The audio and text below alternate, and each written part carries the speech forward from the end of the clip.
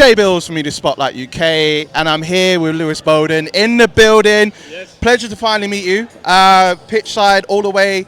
I mean, things are picking up between you and George, man. You know, I've seen like the Truth or Dare. I've seen how the pickup is for you guys throughout this week. Like, how are you feeling? I feel like I've just been playing with him all week, if I'm honest. The ball's been in my court the entire time. He's saying generic things and very, I'm going to knock you out round two, blah, blah. Just very generic, and it makes me feel like he's not being authentic. He doesn't believe what he's saying. I'm very honest about my situation. I might lose, I might win, but if that shadow boxing that he did is real, if that pad work he did or the open workout was real, which I don't think it is, he must be hiding to a back, he's going to be a very hittable man for me, and I'll be able to play with him in there.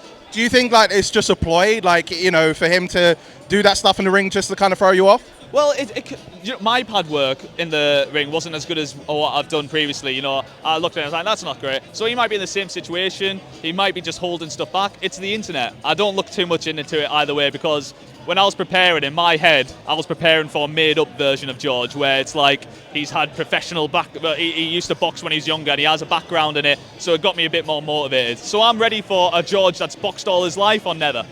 I mean, I saw the Truth and Dare, like literally the tattoo and Oasis bet. I mean, you know, is that still ongoing? Is that still a thing that you're both going to put towards as far as your bet? Yeah, it's quite funny actually, because he thinks he's really got me with this tattoo thing. In my friend group, the Potters is like a big inside joke. We have a golf tournament that we play each year called the Potter Cup.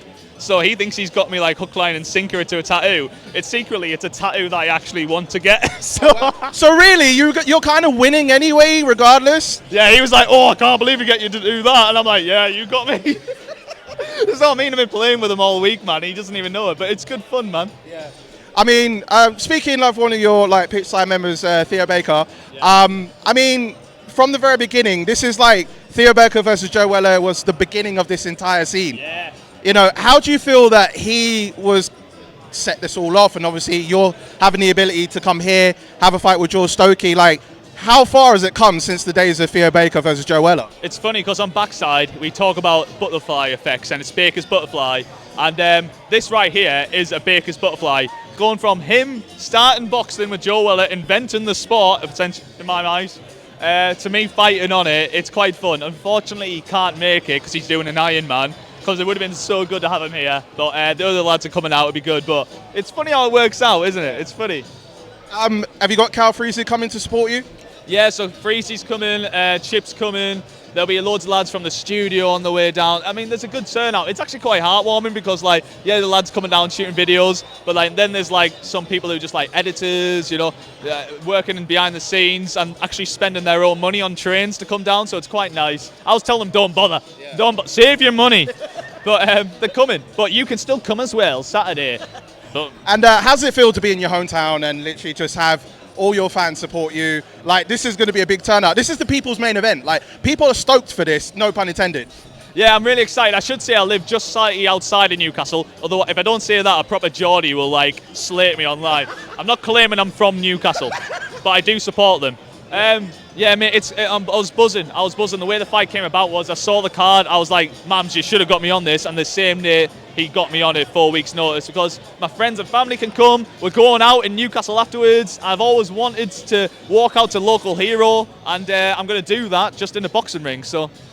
Well, I mean, final few things for me. I mean, being it that you're a producer coming into this space, I mean, when you think about that, like, how does that make you feel, knowing that, like, this could potentially be a long-term road for you being in it? Is this a one and done for you, or do you want more fights going after? No, I'm here to keep challenging myself, man. I mean, I'm always going to be a producer. I'm never going to switch fully into the influencer thing. That's just not what I want to do. But I do like the idea of challenging myself and going out of the box and sort of pushing myself, because that's what got me to be in the point that I'm at now. So there's no point stopping now. I've made it to a comfortable position. I'm like, right, I can't be arsed now. So challenge yourself. What's the worst that can happen? What? I lose? Oh, no. And I got to touch briefly about the last Misfits. I guess you got to see Danny Aaron versus Danny Simpson. What was your thoughts on that from your perspective?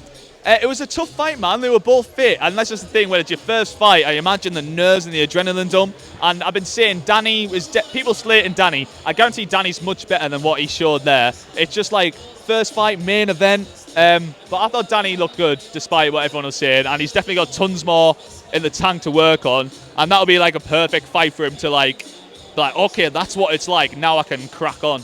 Do you see a rematch going on for him? Yeah, I think in the rematch he dusts him. He'll learn from how that fight went, and he'll dust him. Well, I appreciate your time. Is there any final words you want to say to your fans out there and to George Stokey? What do you want to tell him? I'd like to say Backside and Pitchside are the best podcasts in the world, and Stokey is a scary, scary man.